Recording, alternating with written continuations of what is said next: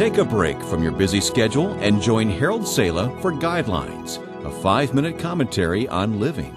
Please pray for my husband and me, writes a friend, that our disagreements and disappointments with each other will come to a halt and that we can finally become comfortable with each other. Long ago, a pundit said that marriage is a condition in which a woman never gets what she expects and a man never expects what he gets. Nonetheless, it is true that seldom are the expectations of most people met in marriage. One woman commented, "Before we got married, he was Mr. Right, and after we married, he was Mr. Always Right." Disagreements produce disappointments. The two breed off each other. Now, be honest with me. Would your marriage have been happier, more successful, if you had only known how to deal with disappointments and disagreements? Most people would say yes, but the reality is, not knowing how to deal with the irritation and quirks of human nature, which are usually selfishness disguised. We tend to suppress the disappointment until it becomes unbearable, then we explode, sometimes surprising even ourselves with the intensity of our emotions and feelings. Yes, you know you shouldn't expect the perfection in your mate that you don't have yourself. But the irritations of life either build or have to be dealt with in such a manner that you stop cataloging them in the data bank of your memory. So how do you do it? Try the following guidelines, which are guaranteed to make a difference when you disagree. Guideline number 1.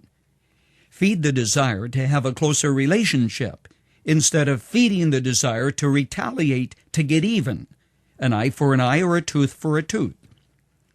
When you focus on the desire to eliminate the picky issues that create arguments and then disappointments, you rise above what pulls you apart. This means your desire for closeness and reconciliation is stronger than your disappointment with the person you marry. It's all part of maturity that goes beyond the sandlot mentality of two kids on a school playground. Guideline number 2. Be willing to pay the price of humility.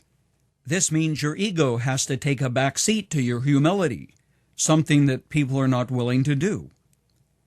What was the source of your disagreement? I asked one couple who came for counseling, their marriage on the verge of collapse. Both stared at me with blank expressions.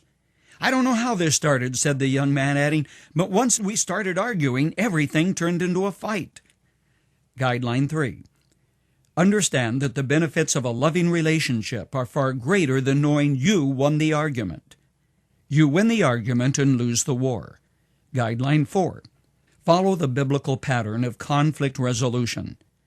Frankly, that's the only way disagreements and disappointments can be stopped before they build and build. God would have had a cruel sense of humor to tell us that a husband and wife are to come together in marriage until death us do part, as the old Episcopal marriage ceremony reads, knowing we will have disagreements, unless He gave us a way of dealing with those which He did. That's the key to going beyond disappointments and disagreements. I once read of a rancher whose horses and mules were turned loose in the winter to forage for grass on the windswept prairie.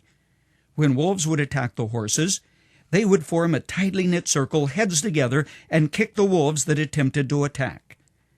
The mules, however, would face the wolves, teeth bared, and also flail their hind feet, but they ended up kicking each other instead of the attackers.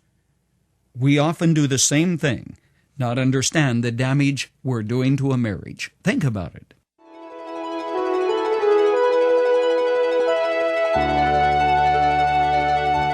You've just heard Dr. Harold Sala with Guidelines, a 5-minute commentary on living. If you would like to listen to the program again, download a copy, subscribe to our e-commentary, or view other resources, visit guidelines.org. We would like to hear from you too. You can email us at info@guidelines.org. That's info@guidelines.org. Thanks for listening, and we invite you to join us again for the next edition of Guidelines.